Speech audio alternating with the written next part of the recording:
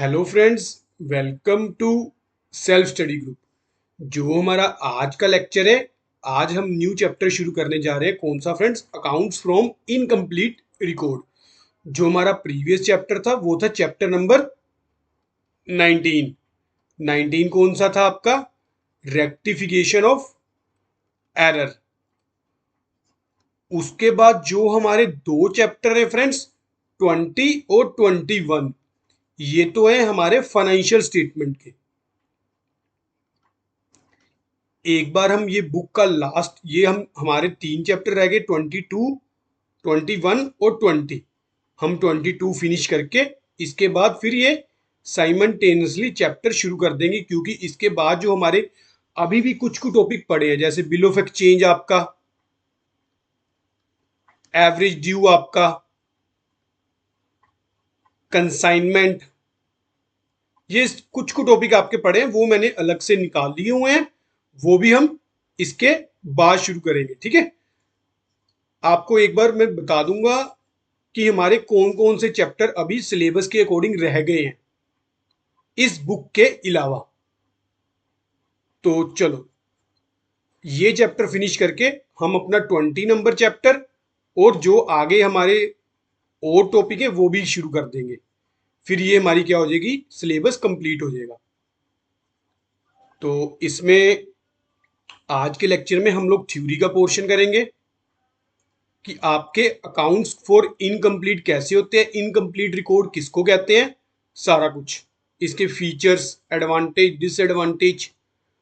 तो सबसे पहले तो क्या है, in all the chapter study so far accounting record have been prepared according to double entry principle. आप लोगों ने फ्रेंड्स अभी तक जितने भी चैप्टर किए, 19 चैप्टर कर लिए हमने, जो भी सारी मेंटेन होते हैं अकाउंट हमारे, वो किस पे बेस्ड होते हैं? डबल एंट्री सिस्टम पे।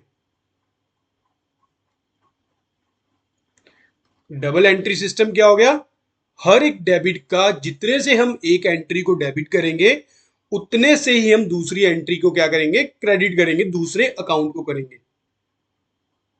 हर एक आपकी ट्रांजैक्शन का इफेक्ट होता है जो वो दो अकाउंटों पे पड़ता है, उसको हम बोलते हैं डबल एंट्री सिस्टम। पर इनकम्प्लीट अकाउंट्स रिकॉर्ड में फ्रेंड्स हम लोग डबल एंट्री सिस्टम के अकॉर्डिंग प्रिपेयर नहीं करते। फिर इसमें हम कैसे करते हैं? इसमें हम मोस्टली यूज करते हैं single entry system. According accounting record which do not prepared in accordance with the principle of double entry system are known as incomplete record. जो रिकॉर्ड हमने डबल एंट्री सिस्टम के अकॉर्डिंग नहीं maintain किए हुए हैं, उनको हम बोलते हैं इनकम्प्लीट रिकॉर्ड। अगर मान लो आपको डेफिनेशन आ जाए कि इनकम्प्लीट रिकॉर्ड क्या होते हैं, तो आप लोग ये करके आओगे डेफिनेशन आगे। In other words, any accounting record which fall short of complete double entry system are incomplete record. Sometime it is terms at single entry system. इसको हम सिंगल एंट्री भी सिस्टम बोलते हैं, पर कंप्लीटली सिंगल एंट्री सिस्टम नहीं होता ये। Single entry mostly कहां पर यूज करते हैं? गवर्नमेंट एंटिटी में, जहां पर सारा का सारा जो हमारा बिजनेस होता है वो कैश बेसिस पे, बिजनेस कैश बेसिस पे होता है। पर इसको उसने बोल दिया, पर इसको कंप्लीटली नहीं कह सकते सिंगल एंट्री सिस्टम में। हाँ, बस आप इतना याद रखो कि जो अकाउंट्स हमारे डबल एंट्री सिस्टम पे बेस्ड नहीं है, उनको हम बोलेंगे incomplete record. But it is not proper to describe this system as single entry because there is no such system of maintaining accounting record, क्योंकि ऐसा कुछ सिस्टम है ही नहीं। Incomplete record refer to maintaining of only those record which are essential. अब incomplete record में क्या करते हैं? जो हमारा बिजनेसमैन होता है वो सिर्फ और सिर्फ वही रिकॉर्ड मेंटेन करता है जो उसके बिजनेस के लिए फ्रेंड्स असेंशियल है। जैसे पर्सनल अकाउंट्स हो गए या फिर कैश अकाउंट हो गए। बिजनेसमैन सिर्फ ये दोनों टाइप के अकाउंट रिकॉर्ड मेंटेन करता है इनकम्प्लीट रिकॉर्ड में, क्योंकि उसको पता है रियल अकाउंट और नॉमिनल अकाउंट मेरे तो किसी की काम की नहीं ज्यादा, क्योंकि मैंने कौन सा इसकी trading and profit and loss account बनाना है या फिर बैलेंस शीट बनानी है। उसको तो बस इतना पता होना चाहिए हाँ, मैंने कितने पैसे किसी से लेने हैं या फिर कितने पैसे किसी को देने हैं और क्या क्या मेरे पास कैश आ गया। In other words, under the incomplete record, some of the subsidiary books and some ledger accounts are not maintained, which otherwise are essential under the double entry system. आप लोगों ने अभी तक डबल एंट्री सिस्टम किया है। हम हर एक account का प्रॉपर, जो पहले तो जर्नल करते हैं, जर्नल से हर एक अकाउंट को हम कहां पर ट्रांसफर करते हैं, लेजर में ट्रांसफर करते हैं। उसके बाद इन लेजर से हम क्या बनाते हैं, अपने ट्रायल बैलेंस बनाते हैं। और ट्रायल बैलेंस से फ्रेंड्स हम लोग अपनी फाइनेंशियल स्टेटमेंट्स बनाते हैं, जिसमें हमारा trading and profit and loss account हो गया और बैलेंस शीट हो गया। ये सारा प्रोसेस फ्रेंड्स आपका डबल एंट्री सिस्टम में। पर इनकम्प्लीट रिकॉर्ड में ये कुछ भी नहीं होता। जो चीज असेंशियल है सिर्फ और सिर्फ वही अकाउंट मेंटेन किए जाते हैं, बाकी कोई भी अकाउंट मेंटेन बिजनेसमैन की तरफ से नहीं किया जाता। ठीक है, चलो नेक्स्ट।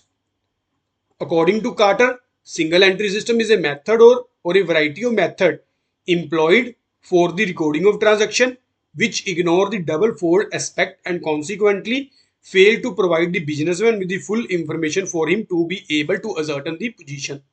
Definition simple read कर लेना। अब आगे इसके फीचर, अकाउंट फ्रॉम इनकम्प्लीट के फीचर्स क्या हैं ये देखते हैं।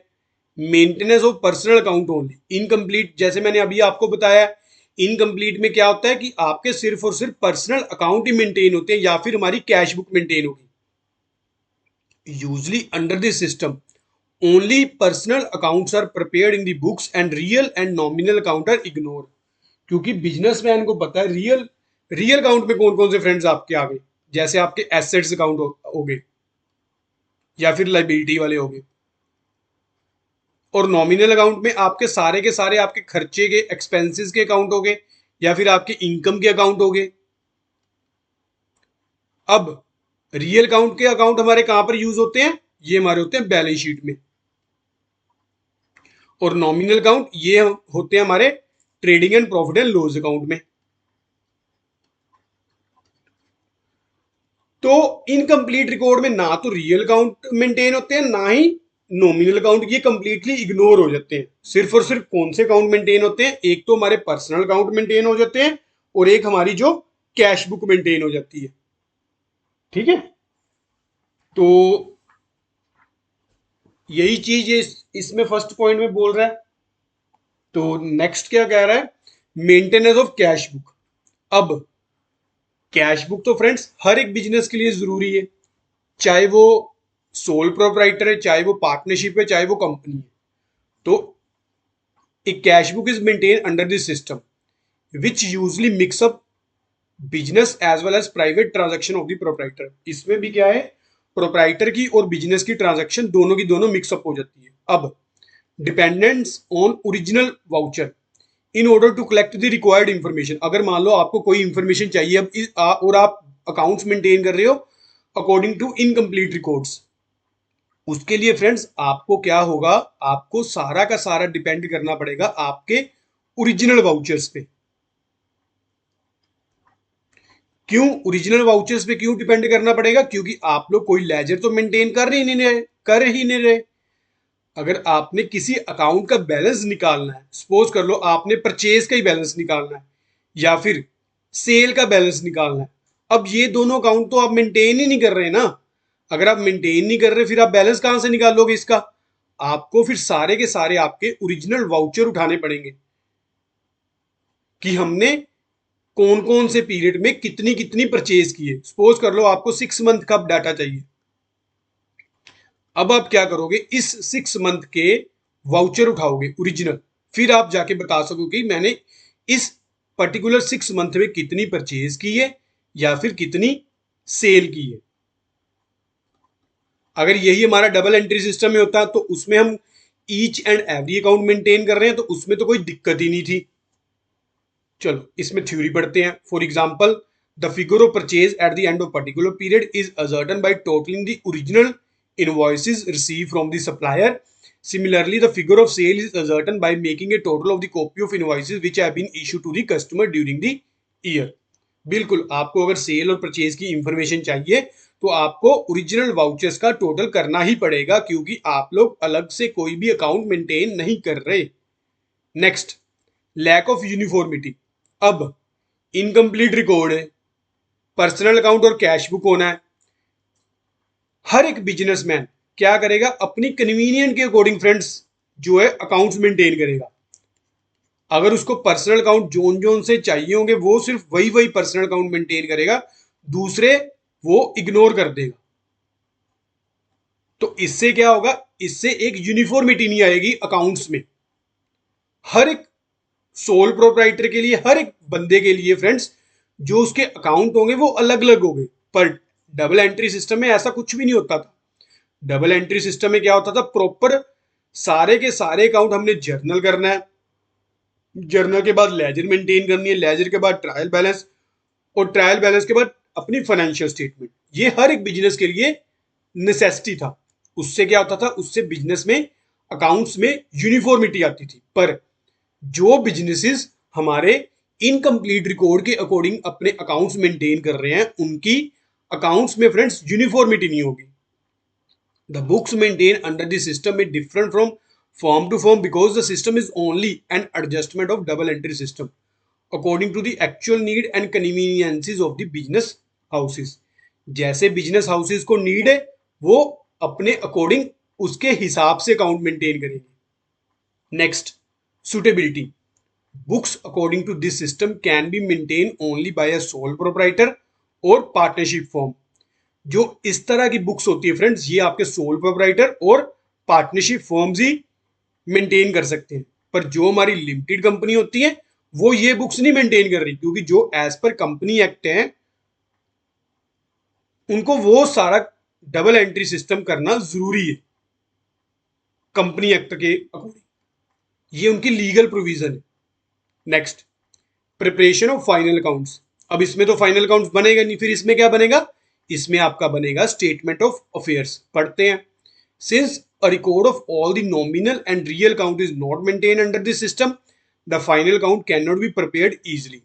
Final account can be prepared only after converting the available information into double entry record and after ascertaining the missing figures.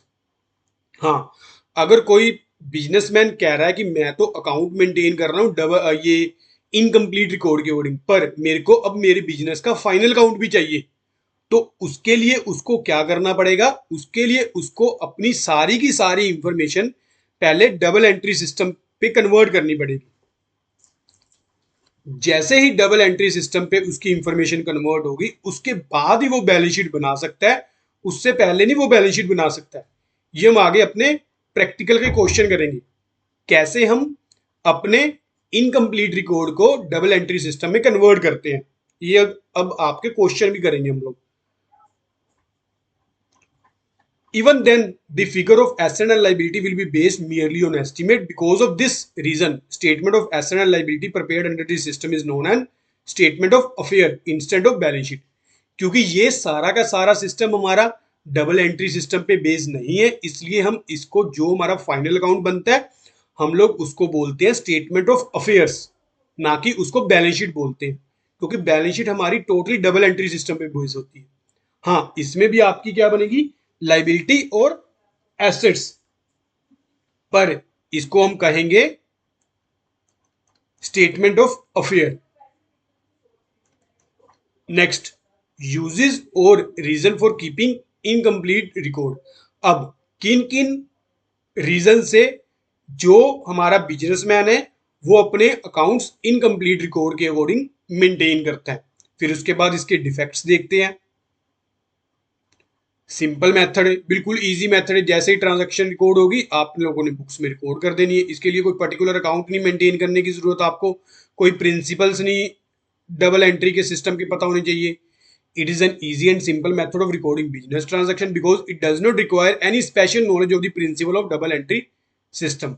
Less expensive, only the cash book and some of the ledger accounts are maintained under this system. As such, the staff required for maintaining the accounts is also less in comparison to double entry system. अभी हम लोगों ने ऊपर ही पढ़ा है friends, इसमें हमें particular किसी भी ज्यादा जो हमारे स्टाफ है उसकी जरूरत ही नहीं है। स्टाफ की जरूरत नहीं है, मतलब आपको लेक्स एक्सपीरियंस बंदे भी चल जाएंगे। नेक्स्ट नेक्स्ट हमारा है suitable for small concern. This method is most suitable for small business concern which have mostly cash transaction and very few assets or liability. जो स्मॉल बिजनेसेस होते हैं फ्रेंड्स, जिसमें सिर्फ और सिर्फ मोस्टली होता है जो काम कैश बेसिस पे होता है, या फिर जिनके कम एसेट्स होते हैं, उनके लिए ही सुटेबल है। जैसे मैंने आपको अभी बताया, हमारा जो वो क्या था, उसका सोल प्रोप्राइटर या फिर पार्टनरशिप हो गए, ये सिर्फ और सिर्फ उनके लिए ही जो सुटेबल होती है। जो हमारी कंपनी होती है उनके लिए सुटेबल नहीं है ये।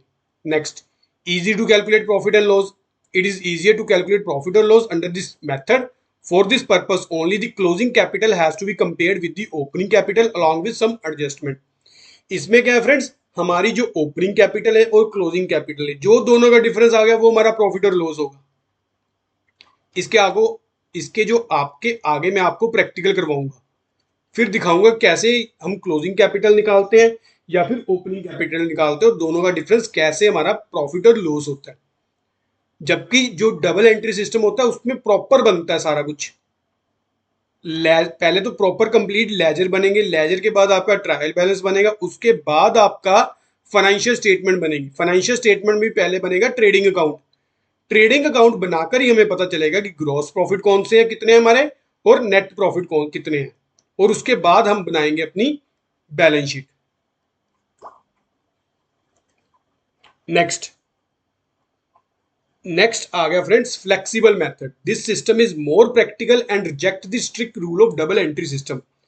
It can be easily change and adjusted according to need of the particular business. जैसे जैसे बिजनेस एक बिजनेसमैन को चाहिए, वो अपना उसके अकॉर्डिंग क्या करता है, चेंजेस कर सकता है। जबकि डबल एंट्री सिस्टम में ऐसा कुछ भी नहीं है।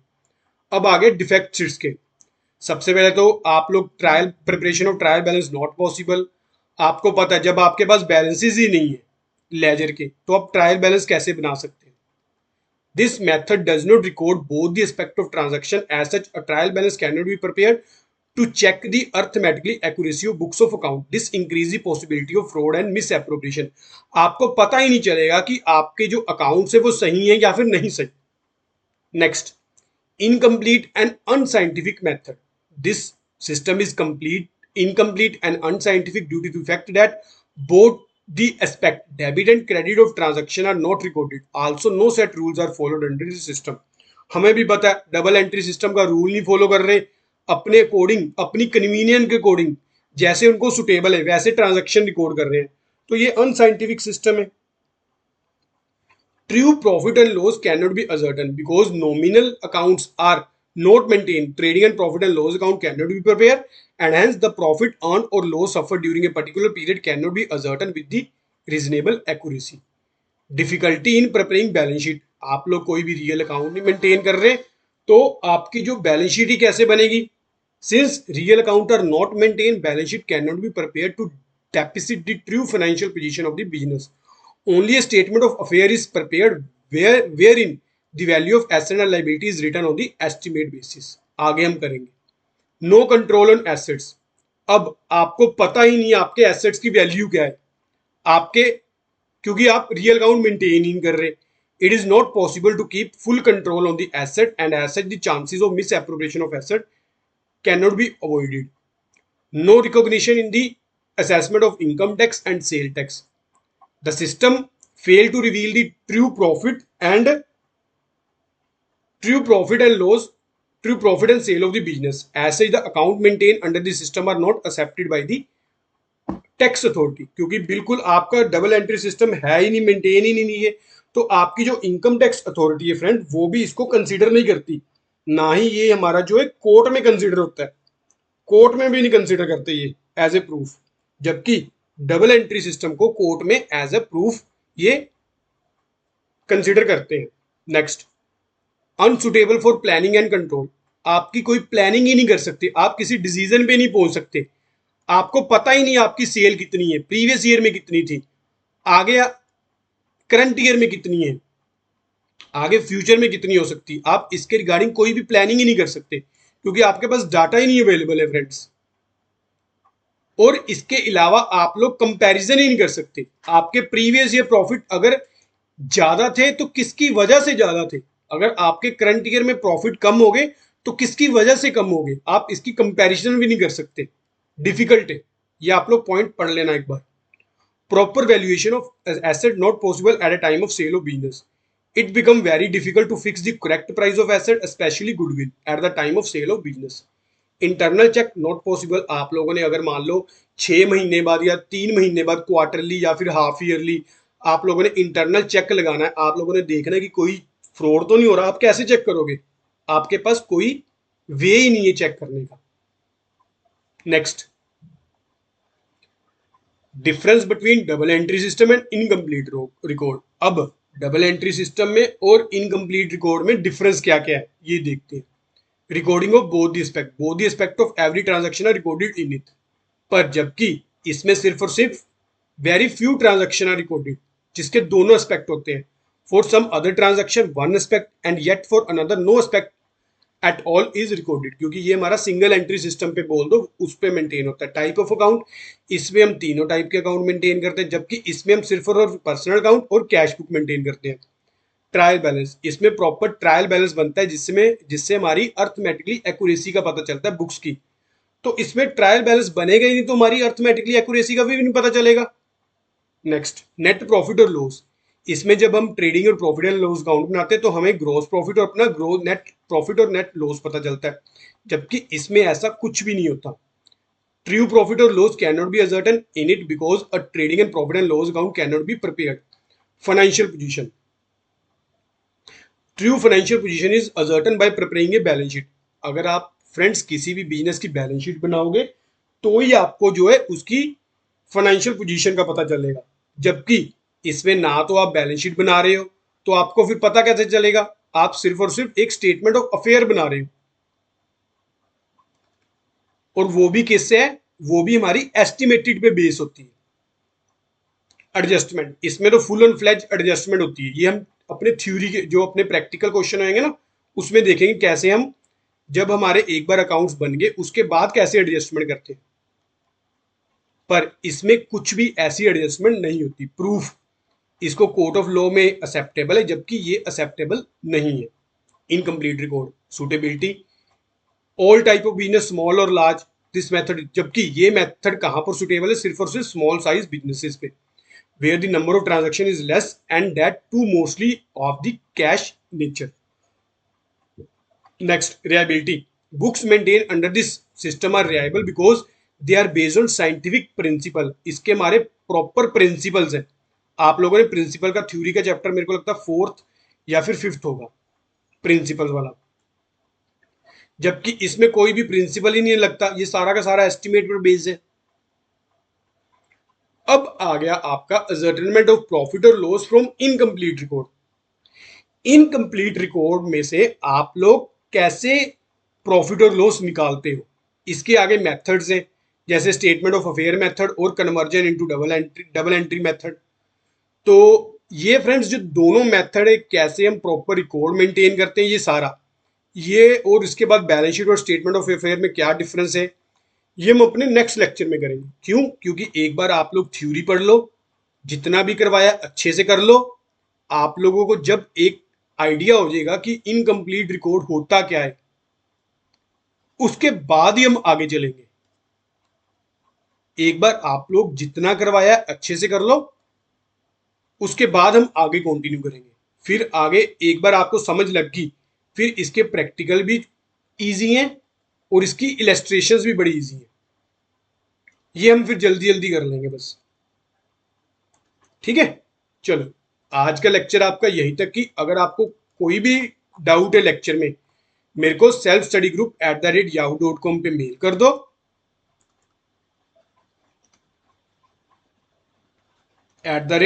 @yahoo.com, चाहे आप कमेंट सेक्शन में लिख दो।